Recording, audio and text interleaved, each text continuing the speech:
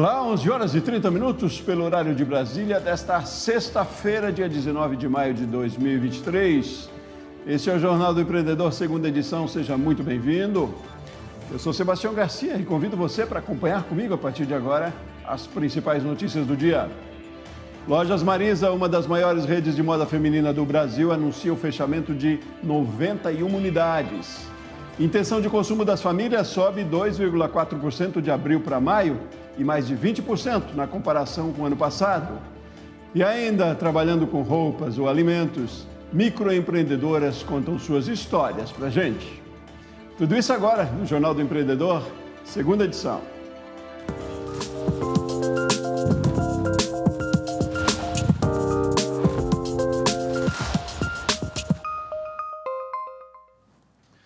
A intenção de consumo das famílias registrou alta de 2,4% de abril para maio deste ano, segundo dados divulgados pela Confederação Nacional do Comércio de Bens, Serviços e Turismo. Os maiores avanços foram observados na avaliação sobre o momento atual em relação à compra de bens duráveis, com elevação de 5,5%, e no nível de consumo, que subiu 3,4%. A renda e a perspectiva de consumo também se destacam, com altas de 2,9%. Na comparação com maio de 2022, a intenção de consumo das famílias cresceu 21,7%. E as lojas Marisa, uma das maiores redes de moda feminina do Brasil, anunciou que vai fechar 91 lojas físicas. A decisão faz parte de um plano de recuperação da geração de caixa e rentabilidade. Segundo a empresa, as unidades são consideradas deficitárias.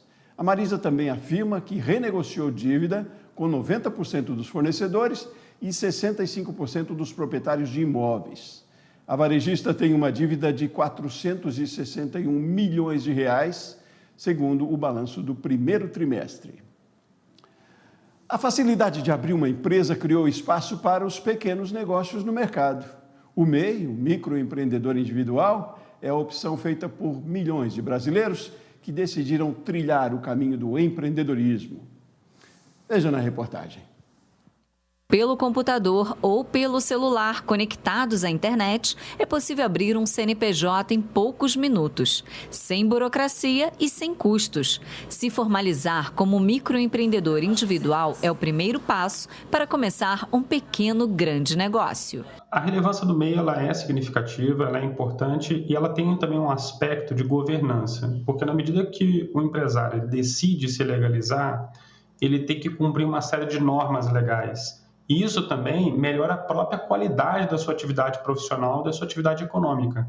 Então, isso contribui para uma gestão melhor da atividade econômica, contribui para o desenvolvimento e até para a expansão dessa atividade ao longo do tempo.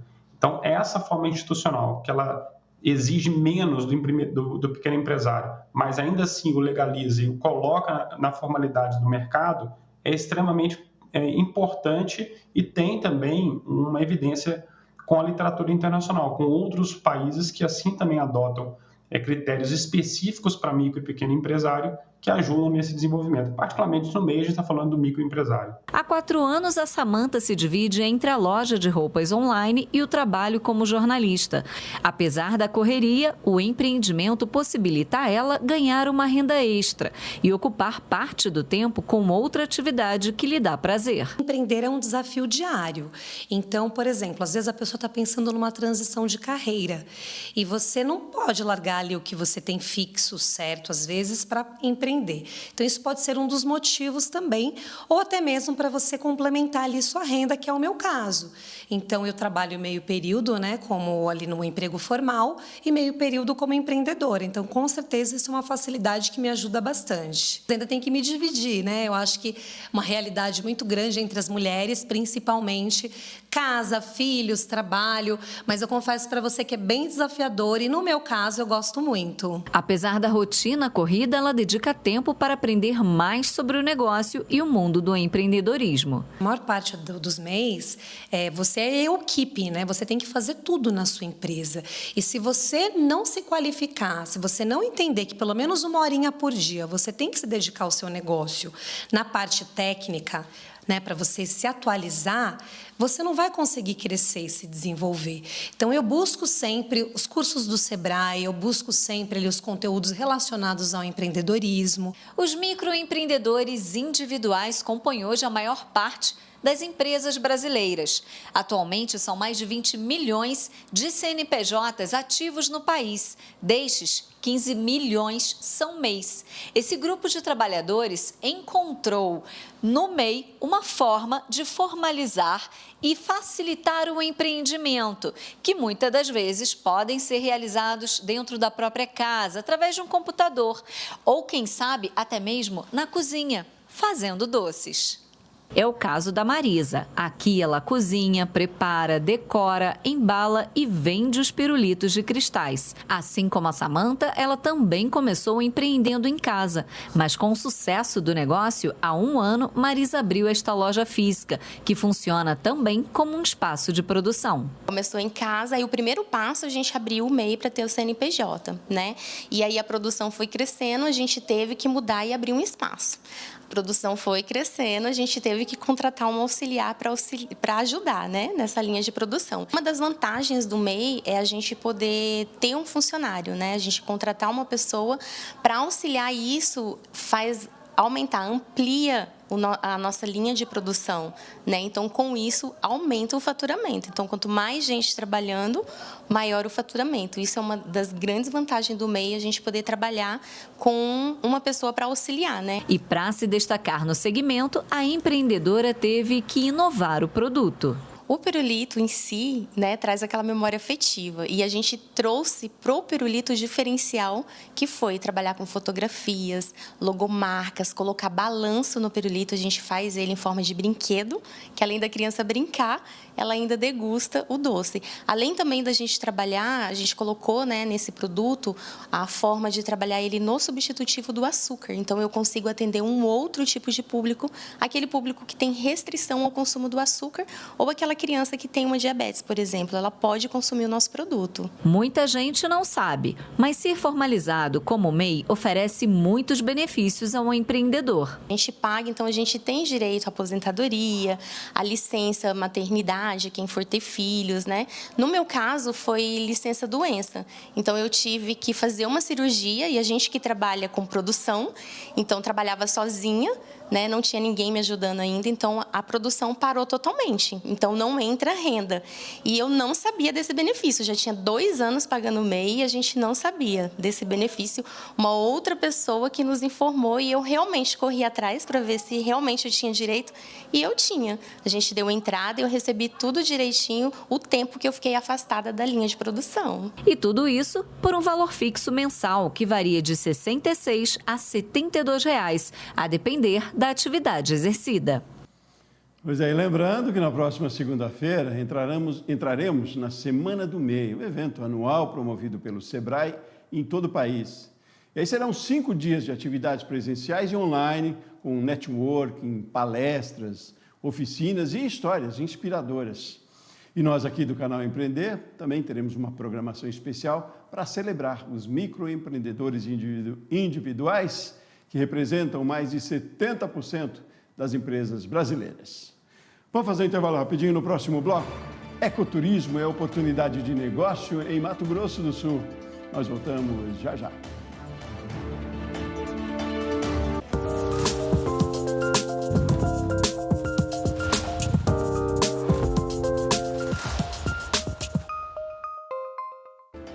Onze horas e 41 minutos agora pelo horário de Brasília. Estamos de volta e ao vivo com o Jornal do Empreendedor, segunda edição. Bom, e a gente abre esse bloco falando de cinema e das oportunidades nesse mercado com o avanço da tecnologia. Já não se faz mais cinema só como se fazia antigamente. Prova disso é o Festival Filmae, uma mostra competitiva de filmes produzidos com celular. O festival oferece também oficinas, palestras e discussões sobre negócios. E aí, para falar sobre o evento e das possibilidades empreendedoras nessa área, eu converso com o coordenador do Filmae, Fernando Campos. Fernando, bom dia, tudo bem? Bom dia, Sebastião, tudo bom? Ótimo. Prazer falar com você e com os seus ouvintes. Todo nosso. Obrigado pela sua gentileza de conversar com a gente. Fernando, me fala um pouquinho mais do Filmaê. É a terceira edição já, né? O que preconiza o festival? Isso, Sebastião. Ora, nós já estamos na terceira edição. O Filmaê é um festival nacional, competitivo, e que se dedica a filmes produzidos com celular, com tablets e com câmera de ação. É um festival que ocorre no Espaço Cultural Renato Russo, entre os dias 25 e 28 de maio.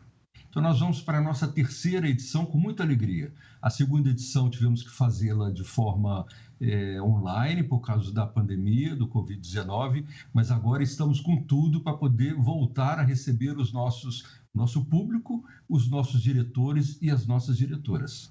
E aí são filmes produzidos com esse desafio de usar o celular da forma, digamos, mais democrática, eu diria, para esses cineastas. Me conta por que dessa iniciativa, dessa ideia de valorizar também esse trabalho feito pelo que está na mão da gente. É exatamente isso, Sebastião. Veja lá, o smartphone hoje é uma ferramenta muito mais poderosa do que essa apenas que nós utilizamos como para poder fazer a pesquisa em redes sociais ou para poder falar com as pessoas. Nós temos, na verdade, um equipamento em mãos que é uma verdadeira câmera quase que profissional. Uma câmera que fotografa e uma câmera que filma. Então, as pessoas que têm aquela apetência, que têm a vontade de contar histórias pessoais, histórias da família, histórias que vivenciou durante a sua vida, ela às vezes pensava assim, não, para fazer um filme isso aí é um métier, isso aí é uma atividade de outro e não minha. Com o celular, pelo menos a barreira do equipamento foi quebrada. As pessoas já não pensam aqui naquela câmera grande ou uma câmera assim, super profissional. Os equipamentos se sofisticaram a tal maneira que hoje as câmeras filmam com uma semelhança muito grande a esses equipamentos mais caros profissionais. Então, isso deu assim, uma espécie de abertura e coragem às pessoas que pensavam apenas que o cinema era um entretenimento de espectador, que eu vou no cinema, pago o ingresso, assisto o filme, para poder pensar assim, ei, pera lá, eu também posso contar a minha história. Então, talvez nessa nossa iniciativa seja o que mais tenha nos cativado, foi esse fato das pessoas se desinibirem. Elas começaram a achar que elas também podem contar histórias. É evidente que a gente não está dizendo que o fato de você ter um equipamento, um smartphone de última geração, que você então se torne um cineasta ou uma cineasta, não é isso. A dificuldade da narrativa, ela continua, mas pelo menos a barreira do equipamento foi quebrada. Então as pessoas podem produzir 1, 2, 5 filmes e elas aí vão aprendendo. E daqui a pouco começam a fazer coisas de jeito, coisas que ao ver elas próprias gostam. Muito legal, é muito democrática essa ideia, né, essa iniciativa, muito bom isso, Fernando. E eu vejo na programação que vocês têm oficinas, tem palestras, ambiente de negócios também, né? Quer dizer, dessa maneira também se pode estar abrindo possibilidades para negócios também, né, Fernanda? Né, Fernando? É isso, Sebastião. Veja lá, hoje em dia a televisão não é o único meio onde as propagandas, os reclames chegam, né? Então, dentro das redes sociais, há muitos pequenos empreendedores que fazem das redes sociais a sua forma de divulgação. Sendo o celular a maneira mais assim democrática ou mais assim a forma que as pessoas mais utilizam para poder ver ou consultar as suas informações, muitas coisas podem ser produzidas para esse equipamento. E para isso não é preciso assim, o super equipamento, a super câmera. Então, muitos empreendedores, eu não digo só os youtubers, mas aqueles que se dedicam à produção comercial, que pensam no seu bairro, que pensam na zona da cidade onde moram. Então, assim, pensam na padaria, pensam na pessoa ligada à oficina mecânica, em todos os serviços, ao dentista, todos os serviços que compõem a sua região, eles já começam a produzir conteúdos com o seu celular, conteúdos de qualidade e atendem perfeitamente a esta demanda que, às vezes, a pessoa da oficina ou da padaria, imaginava, eu jamais vou fazer uma propaganda na televisão. Entretanto, dentro dessas características novas, as pessoas já têm acesso a uma visibilidade maior dos seus negócios. Muito bom, fico muito feliz com isso. Fernando, vamos dar só o serviço para a gente concluir. Então, do dia 25 ao 28, a base é aqui em Brasília, né? Acontece no Espaço Renato Russo, mas pode participar a gente de todo o país. Qual é o endereço para participar, para buscar mais informações, participar das oficinas, inclusive? Isso. Então, as oficinas abrem as inscrições agora de tarde pelo Instagram. É FilmaE-BSB, o Instagram. E o festival ocorre no Espaço Cultural Renato Russo, no plano piloto, na W3 Sul, entre os dias 25 e 28 de maio agora.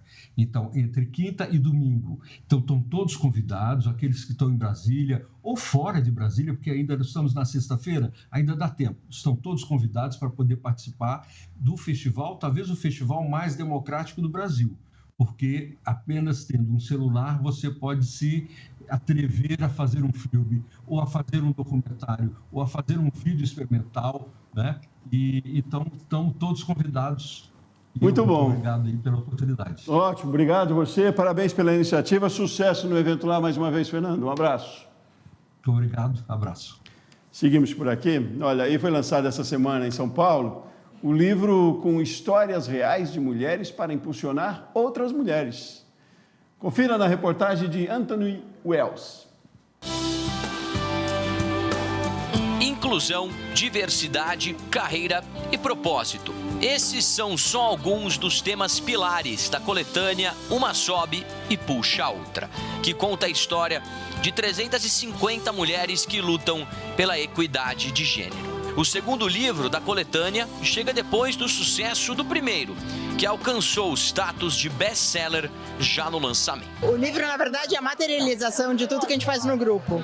Então, ele é a materialização de que juntas somos mais fortes. Acho que muitas das mulheres tinham a ambição de um dia escrever um livro e sozinhas, eventualmente, não conseguiriam realizar esse sonho. Então, assim, juntas definitivamente somos mais fortes. E dentro da história de cada uma das mulheres, a gente traz para os leitores os pilares que a gente trabalha dentro do nosso grupo, né? Diversidade, saúde emocional, internacionalização, pivoting, busca de propósito, mudança de carreira. Então, tudo isso chega para o leitor através das histórias individuais de cada autora. Os 2 volumes contam com mais de 110 autoras, entre executivas, empresárias, jornalistas, influencers e celebridades. São muitas mulheres incríveis, muitas mulheres que são inspiração para outras mulheres, inclusive para mim. Mulheres que começaram do zero, mulheres que tiveram histórias pessoais difíceis, mulheres que enfrentaram racismo, que enfrentaram vários tipos de preconceito, mulheres também que subiram, né, na escada corporativa. Então é tanta história bacana que eu acho que inspira a nós que somos do grupo e a outras mulheres, né, que não estão no grupo. Nesse espaço aberto ao público em São Paulo, uma fila se formou para comprar o volume 2 do livro Uma Sobe e Puxa a Outra. Aqui foram reunidas mulheres de diferentes ramos, origens e idades, mas todas com um único propósito: lutar pela equidade de gênero. Uma causa tão nobre que já puxou mais de 2.000 mulheres para uma lista de espera, com a intenção de participar do movimento e das próximas publicações. A vibração das pessoas, essa coisa de eu ser autora e executar um trabalho para divulgar mais 112 mulheres fazendo um trabalho desse incrível, é uma coisa que me enche de propósito, porque aí a gente, quando faz alguma coisa, você entende que tem uma entrega diferenciada e tem algo que vai tocar. E olha essas pessoas, todo mundo feliz, todo mundo entendendo que esse momento é muito importante de compartilhar sofrimentos, alegrias, dores e momentos futuros que vem ver com muito otimismo. Nas obras, as autoras relatam histórias de superação de assédio, preconceito e doença. Dão dicas também de como ajudar e serem ajudadas e principalmente como é trilhar um caminho de sucesso seguindo os valores de ética, empatia e generosidade. Acho que a gente vive uma sociedade em que a gente precisa sempre colocar muitas máscaras. E é bom você poder estar num ambiente em que você pode ser autêntica, pode mostrar suas vulnerabilidades e aprender uma das outras através da vulnerabilidade. Aí que vem o que é o conceito da generosidade, você ser você mesma, poder se entregar e poder contribuir e retribuir. O volume 1 foi um grande sucesso, o 2 já está sendo. Agora, será que teremos um volume 3? Possivelmente teremos outras publicações em português, mas eu já posso te adiantar que vai ser lançada uma publicação em inglês, fora do país. E isso é muito poderoso. Mostra quão incrível e quão potente esse grupo de mulheres é. A gente conseguiu coisas maravilhosas até aqui.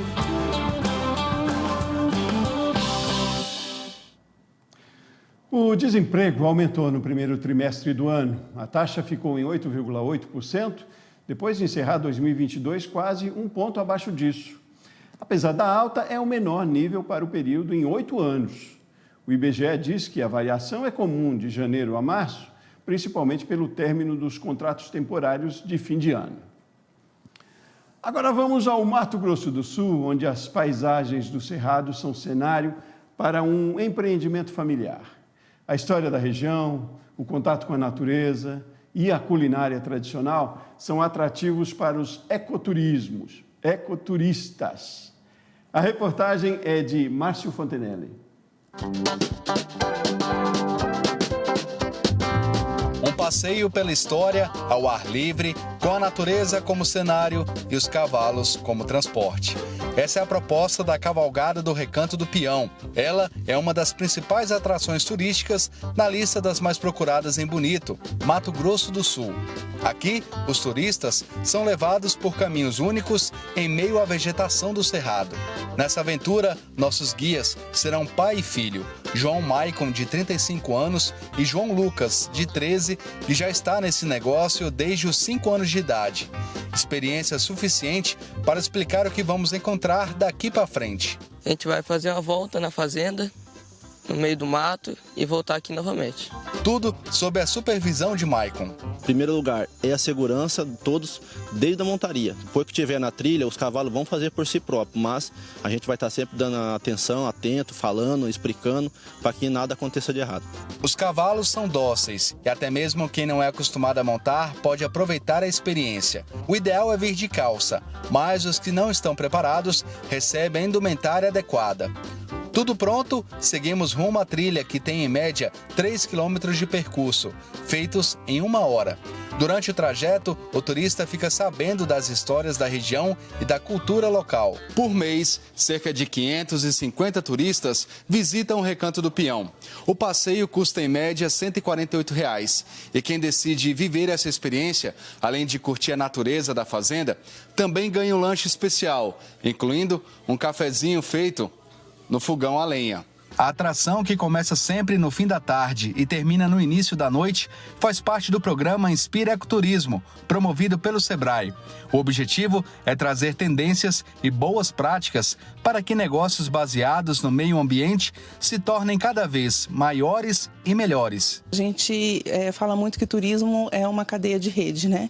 É muito networking, é trabalho em rede. Então, os empresários que estão aqui e que recebem outros empresários, outras pessoas, criam essa conexão e vice-versa também. Então, as pessoas deixam um pouco delas em cada local. Isso fortalece os empresários, fortalece a cadeia turística e faz tudo realmente girar em conexão e crescimento. Tayane é uma das donas do espaço, que funciona há 8 anos. Ela acredita que a iniciativa é boa, não só para quem tem um negócio, mas também para quem pretende empreender nesse meio. Para nós ele é importante, né? Porque ele, além de trazer para a gente palestras, né, mais conhecimento, seja na questão das normas, na questão de segurança, da biodiversidade, a gente também está conseguindo ensinar aos outros, né? A gente está aprendendo, né, com os seminários que estão acontecendo, com as palestras que nós somos convidados a participar, mas também estamos ensinando, né? Então está havendo uma troca e isso está sendo bem legal para a gente. Bom para os empreendedores, bom para o turista. Se por um lado o empresário sente o sucesso do negócio, por outro, quem participa de uma trilha como essa leva a sensação da natureza para sempre na memória. Uma experiência única, né? Porque hoje em dia a gente vê muito em televisão, filme, né? Pantanal, né? Tem aquela coisa, né, mágica do Pantanal e a cavalgada a gente consegue, né, vamos dizer assim, vivenciar algo, né, que do pantaneiro, da fazenda, né, as coisas raiz que a gente está perdendo, né, está ficando tudo muito moderno e a gente tem essa coisa rural aqui, assim, bem interessante. A experiência valeu muito a pena para mim. É lindo, é mágico a natureza. Hoje em dia a gente está perdendo muito isso, né? E é mágico, as árvores, os pássaros, o gado. Natureza e negócios. Juntos, são a sintonia perfeita de quem vê na sustentabilidade um caminho para um investimento certeiro. E Bonito, em Mato Grosso do Sul, é o lugar apropriado.